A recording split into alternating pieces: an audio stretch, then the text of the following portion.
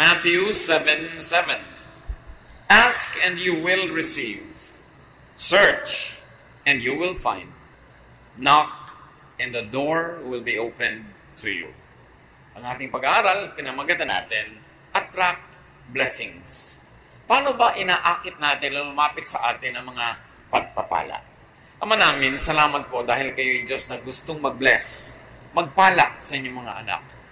Ituro nyo sa amin ang tamang daan, saan kami lulugar, anong dapat namin gawin para kami tumanggap ng iyong mga pagpapala. Bless us, Father, enlighten us, strengthen us. In the name of Jesus, your Son, we pray with thanksgiving. Maraming mga tao, ang tanong nila, paano ba ako magiging blessed? Ang tanong pa ng iba, mas diretso, paano ba ako suswertehin? Bakit parang mailap sa akin ang kapalaran? Tapos parang ang dali-dali na lumapit sa iba. Pag sinuri natin yung mga buhay, pamamaraan ng pamumuhay ng mga taong maituturing na mapalad, pinagpala, blessed, may mga common denominator. At nasa Biblia mismo ang susi kung paano ang tao ay magiging blessed o tatanggap ng pagpapala. How to attract blessings? Be clean and tidy in your body and surroundings. Umpisang-umpisa yan. God is God of cleanliness. God is God of beauty. God is God of tidiness and cleanliness.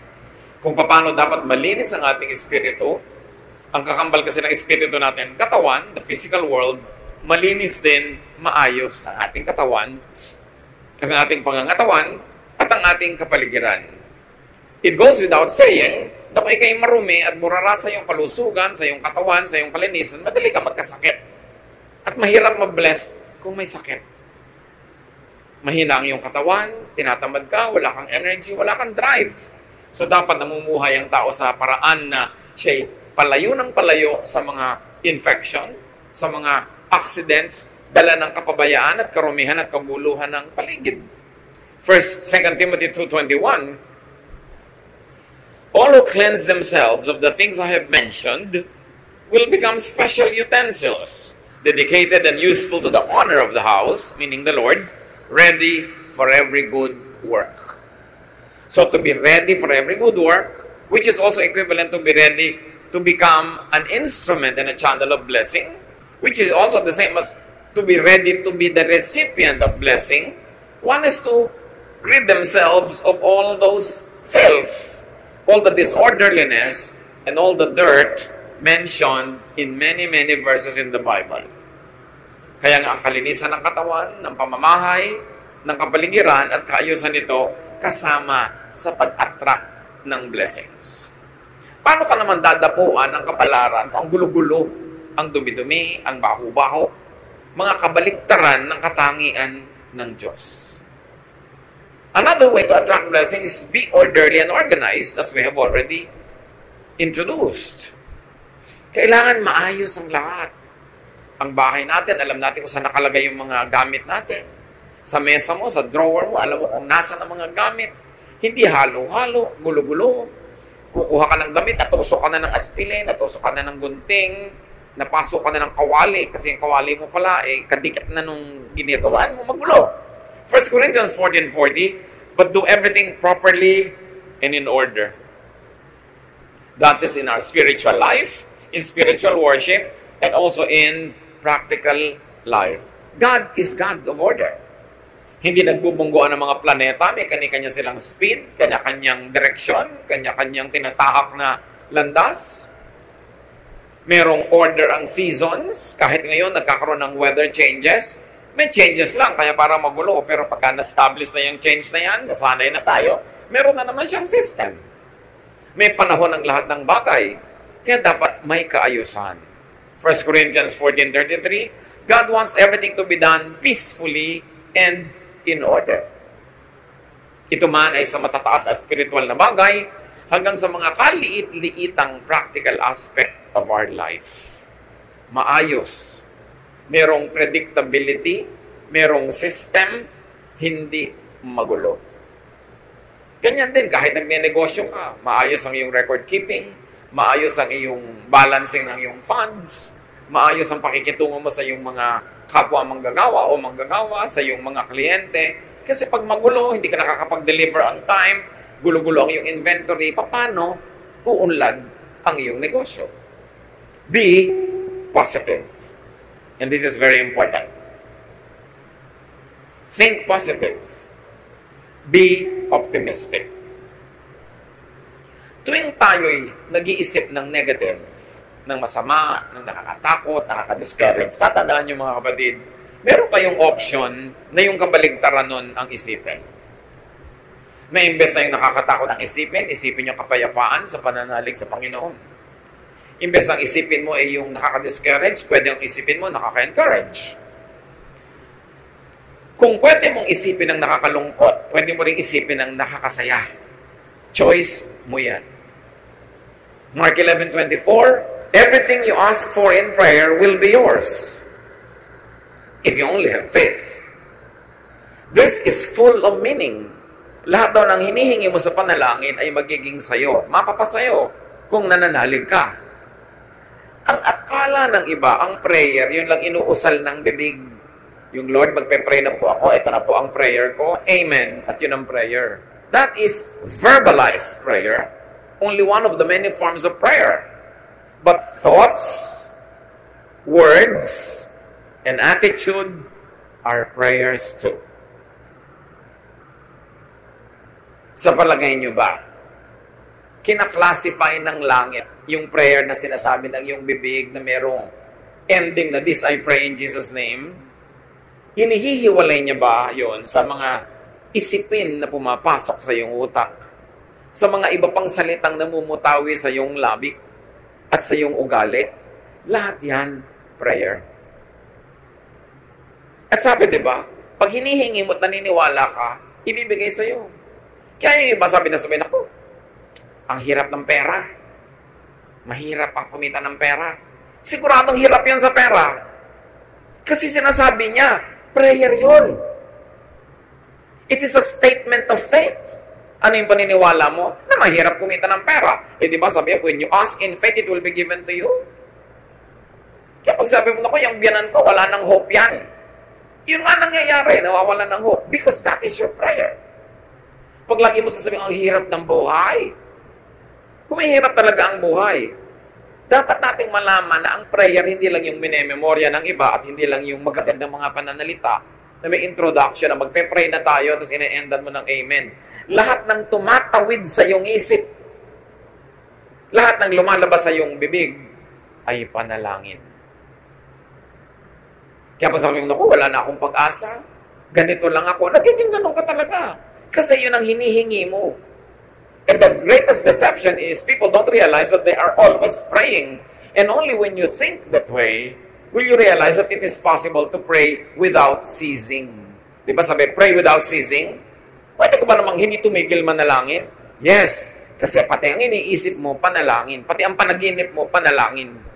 When it crosses your mind, it registers in heaven.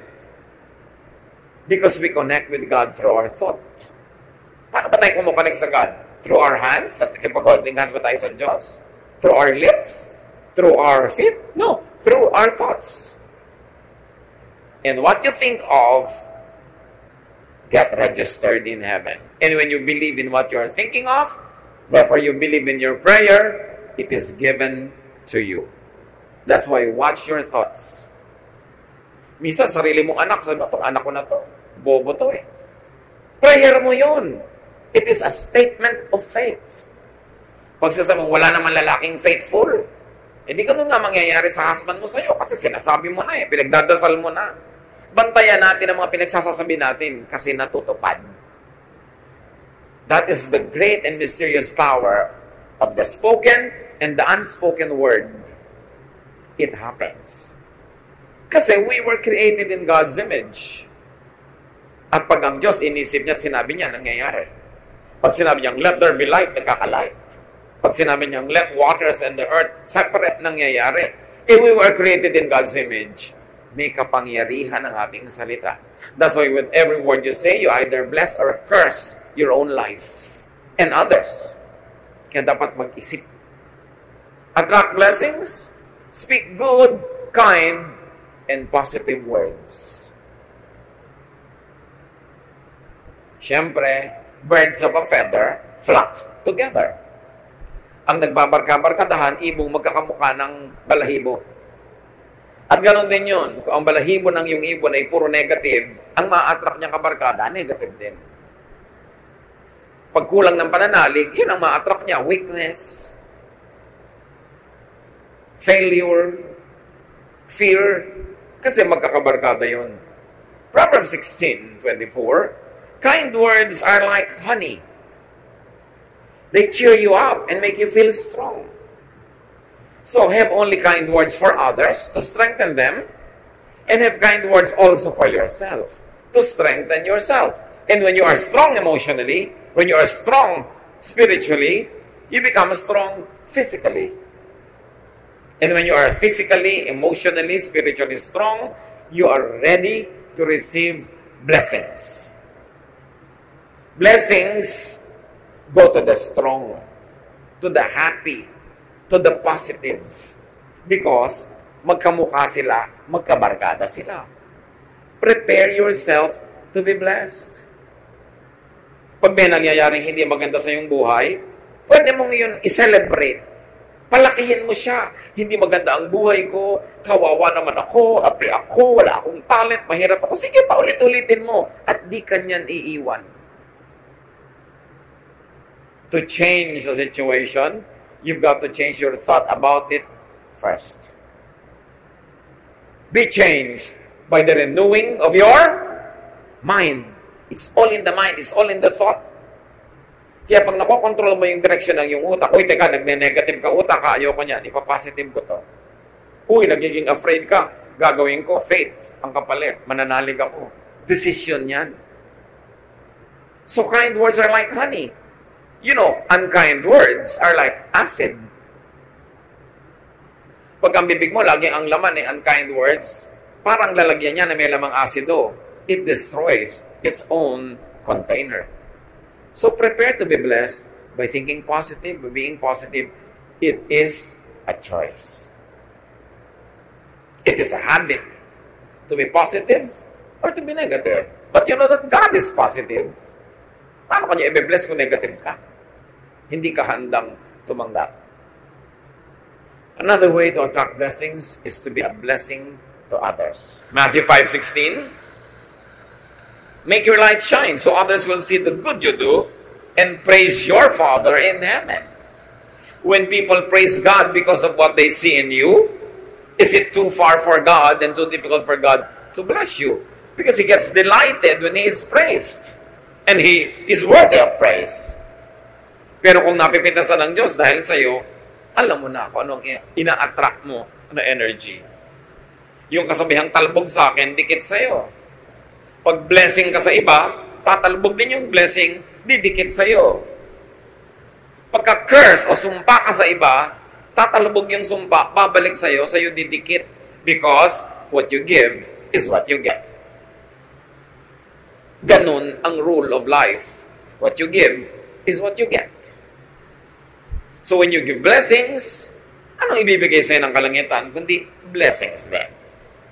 Kaya yung mga mararamot, yung mga mahilig na gumawa ng masama sa kapwa, manira, hindi nila alam, sarili nila ang magiging sira pagkatapos nun. Bumabalik at bumabalik sa atin parang boomerang ang lahat ng ating hinahagis. Kaya kung dumudura ka sa langit, sa mukha mo rin lalaglag ang iyong dura. Pagka nang aapi ka ng kapwa, may balik yon. Pag naninira ka, gumagawa ka ng masama, may balik yon. Kaya nakikita nyo ha, most of the time, yung mga chismosa, hirap sa buhay. At kung hindi man sila nahihirapan ngayon, baka bukas pa. Pero kadalasan, isipin nyo lahat ng chismosa ang kilala nyo sa buhay nyo. Mga hirap sa buhay. Kasi negative. Kasi laging naninira. You attract blessings, give. Be a giver of good things. Be generous with what you give.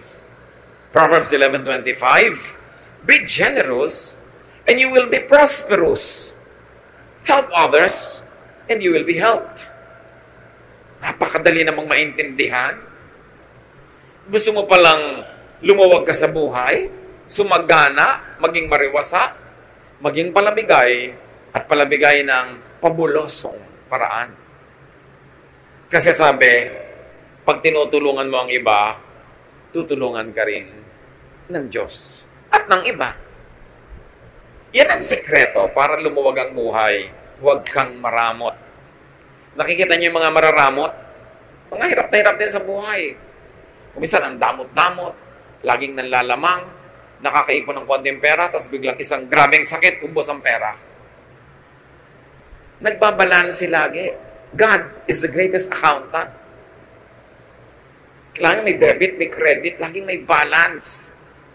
At binabalanse ng langit ang lahat ng negative na binibigay natin sa kapwa at sa mundo. At ganon din ang positive. Ibinabalik. What you give is what you get. Yan ang rule ng kalangitan. And you keep what you give away. Parang baligtad. Pero ganon talaga. You lose what you are trying to selfishly keep for yourself. But what you try to give comes back to you. And even if it doesn't come back to you the moment you give it, the mere fact na may ibinigay ka, ibig sabihin na una ka lang tumanggap. Kaya pwede ka na magbigay. Kaya kahit hindi ibalik yun, panalo ka na rin kasi may naibigay ka nga. Ibig sabihin, may natanggap ka na noon pa. Kung hindi, wala ka namang ibibigay. You attract blessings, be industrious. Kailangan masipag. Pag kami nagtatanong sa akin, young person, namimili kung sino papakasalan among several choices. Everything being equal, anak, sasabihin ko, tingnan mo kung sino yung masipag. Yung masipag, malayo yan sa gutom, lalo't smart. Pero kahit gwapo, tamad, gutom yan. At pag kumakalam na yung sikmura mo, hindi ka na magugwapuhan dyan. Kailangan masipag. Masarap kasama ang masipag. Magaan kasama. So, be industrious. You want to attract blessings? Alam nyo, God is God who works. Sabi niya, 6 days you should labor, and the 7th you should rest. So, 6 days of work, bago ka magkaroon ng 1 day of rest. Hindi katulad naman ng iba, 6 days of rest, 1 day, rest pa rin. Walang work, tapos gusto magkapera. Work well. It's not enough that you work well. Para yung quality ng trabaho mataas. Nakakalungkot naman, ang sipag-sipag mo nga, pero napakaliit naman ang sweldo doon sa pinagtatrabahuhan mo. Dapat humanap ka ng iba na yung sipag mo masusuklian ng tamang katumbas na sweldo o kita o tubo. Kasi marami naman masipag, kaya lang hindi smart. Nagasgas na, napagod na, namatay na katatrabaho, pobre pa rin. Kasi yung kanyang ginagawa, hindi sapat yung kinikita niya sa kanyang pagod. Dapat sapat para sulit. Kung magtatrabaho ka ng 7 taon, 10 taon, 50 taon, dapat mas marami kang kinita kaysa nagtrabaho ka rin ng ganung kahaba. Ang konti-konti ng kinita mo. Be productive. 1 Thessalonians 4:11. Try your best to live quietly, to mind your own business, and to work hard, just as we taught you to do. So, hard work. Focus on what you do, not on what others do.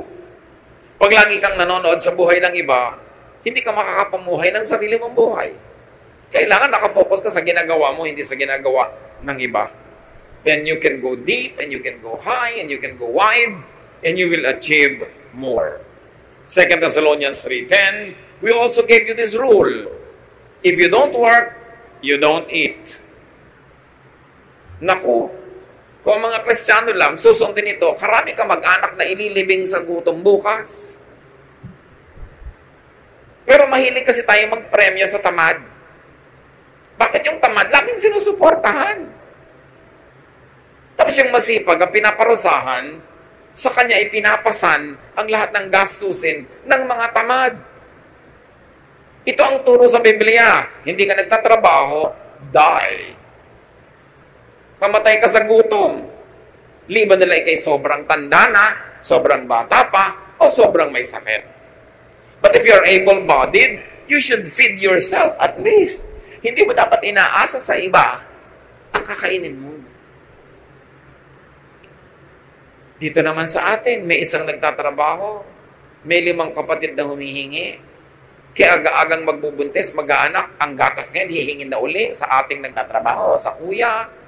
Yun namang nanay, iiyak-iyak doon sa kapatid, ang kapatid mo, huwag mong pabayaan. Bakit laging tamad na kapatid ko lagi ang inaabogado ninyo sa akin? Hindi na kayo sa akin naawa. Diba? May mga ganong magulang naman. Kung sino yung masipag, pinarurusahan. Yung tamad, pinapremyuhan. Hindi yun biblical. Pag nakaranas siyang magutom at kumalaman si Kura, magtatrabaho. 50 years old na, humihingi pa ng pang-load. Abay, huwag kang mag-cellphone kung wala kang pang-load. Diba? Huwag kang magsaya. Boring. Lagi, alam niyo yung mga tamad, laging boring. Laging nabobore. Subukan nilang magutom. Diba? So, if you want to eat, you work. And if you work smart, you eat. Dinadagdag natin yung smart. Although sasabihin ng grammar teacher ko, if you work smartly. No? But if you work smart, you eat. Hindi lang yung work ka ng work, pero hindi ka naman smart. Napapagod ka, wala kang kita. Marami rin ganun trabaho eh. Dapat sulit. But remember, brothers and sisters, laziness attracts hunger. It attracts many other negative things. Pag tamad, marami nang kakambal na problema. At dahil tamad, laging nabobor. Hindi kasi busy. Pag nabobor, iimbento ng mga kabalbalan. At usually, magastos ang bunga ng kabalbalan. Napapaaway, nagalasing, asawa ng maaga. May mga kakambal na mga problema, yung pagiging tamad. Kaya dapat ang tao busy lagi para mawalan siya ng oras sa kabalbalan. Because an idle mind is the devil's workshop. If the devil see you doing nothing, he will put you to work. And definitely, ang magagawa mo, pampagulo ng buhay. Attract blessings, be appreciative. Be thankful, be grateful. Kasali yan. Because thankfulness, gratitude, appreciation is the path of blessings. Kung baga ang ilog, merong dinadaanan niya na landas. May ruta yan, di ba? Ang gano'n din ang blessing. May ruta yan. Ang dadaanan niya, yung mga pangpang ay thankful, orderly, beautiful, grateful, positive, productive. Doon dadaan ng ilog yung agos ng pagpapala. Pag ikaw hindi ka appreciative, hindi ka mapagpapala. Yung binigyan ka, tapos nagreklamo ka, ba't ito lang? Sa susunod, hindi ka na mabibigyan. Pinautang ka, dapat ang appreciation mo is magbayad ka na maaga, mabilis. At kung pwede, dagdagan mo pa ng kung ano mang interest in cash or in kind. Para mamaya, uutang ka na naman, nang mamadaling pautangin ka. Pero kung hindi ka nagbabayad, hindi ka na makakautang ulit. Mawawalan ang kanang credit, liliit ang mundo mo, natatanggal lang yung blessing. Ang mga nagbibigay, nagre-regalo, nagpaparaya, siyempre, inaasahan din naman nun, magpapasalamat ka. At pagka hindi ka nagpasalamat, kahit hindi nila sabihin, dinaramdam din nila. At sa susunod, tatama rin na sila na tumulong sa'yo. Dapat appreciative. Nagpapasalamat lagi.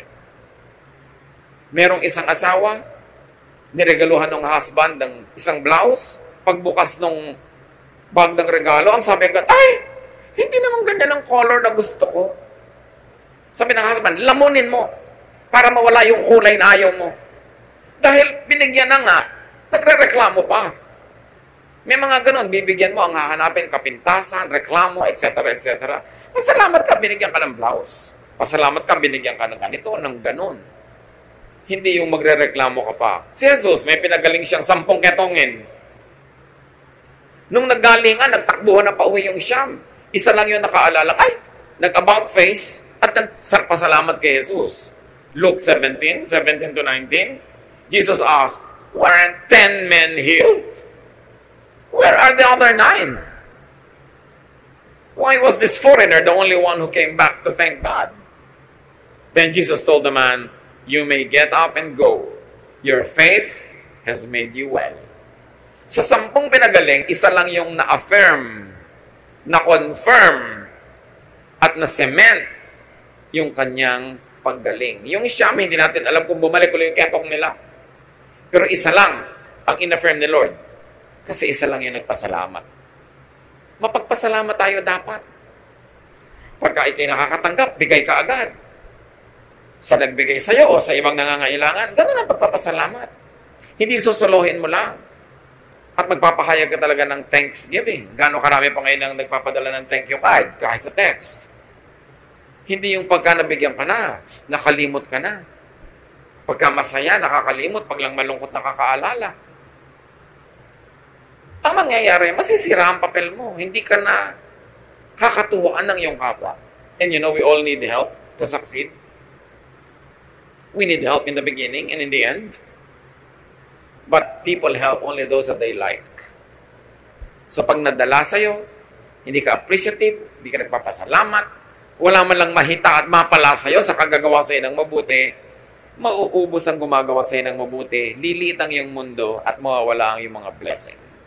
Matthew 7:7, ask and you will receive.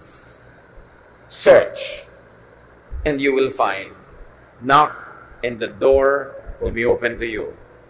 But remember, you ask, seek, and knock with your thoughts, with your words, with your actions. Lahat yan, prayer.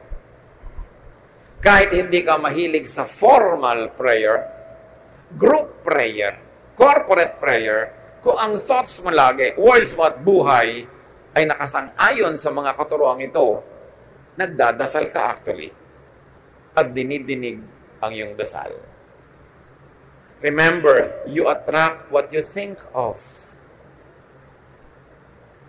Pag ayaw mo, huwag mong isipin. Kasi oras inisip mo na, pupuntahan ka niya. Ayaw mong matakot, huwag kang mag-isip ng nakakatakot. Huwag kang manood ng nakakatakot, huwag kang makinig ng nakakatakot, kasi oras na pinapasok mo yun sa utak mo, hindi ka na niya lulubayan, lagi ka niyang tatakutin. Pagka ayaw mong ma-discourage, huwag ka makipagkwentuhan sa nakaka-discourage na tao. Kung ayaw mong makaladkad ka sa mga gulo at chismis, huwag kang makipag-usap sa mahilig sa chismis. You attract what you think of. Kaya yung lagi mo iniisip, may sakit ka, natatakot ka, mamaya may sakit ka na nga. Isipin mo malusog ka. Because ang iniisip is a declaration of faith. And when you believe in it, it will happen. Ganon ka-powerful ang ating mind. Kasi mind of all our body parts, mind is the throne of God. Doon talaga nakatira ang Diyos. At yun ang inaagaw ni Satanas, yung mind mo rin.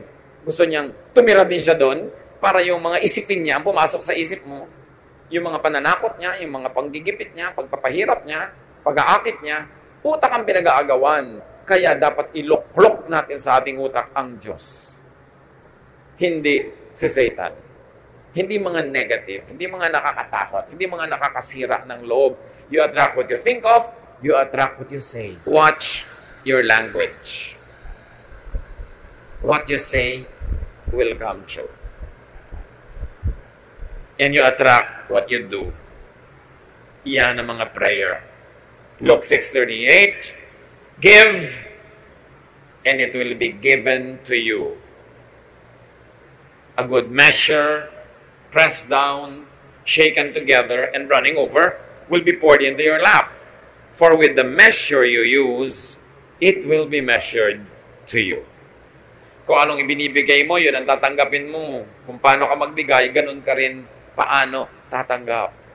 So give, and you will receive. Be a blessing, and you will be blessed. Dear Lord, we thank you for these reminders. Salamat sa mga paalala nyo na hindi naman mahiwaga para mabless.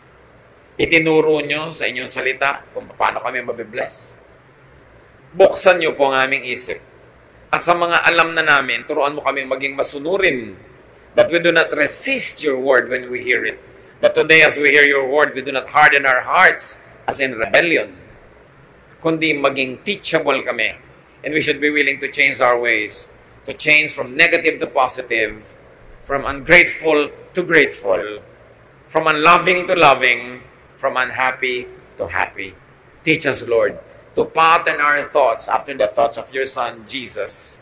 Madisiplina namin ang aming isip at ang aming bibig at tumindig kami lumugar kung saan dumadaan ang agos ng iyong pagpapala. Pagbulay-bulayan natin naman ito, mga kapatid, kung paano i-apply sa ating personal life. Meditate on it for a minute. Think about what this message is telling us and decide to heed the word of truth, truth that liberates and empowers. Be alone with the Lord in silent reflection.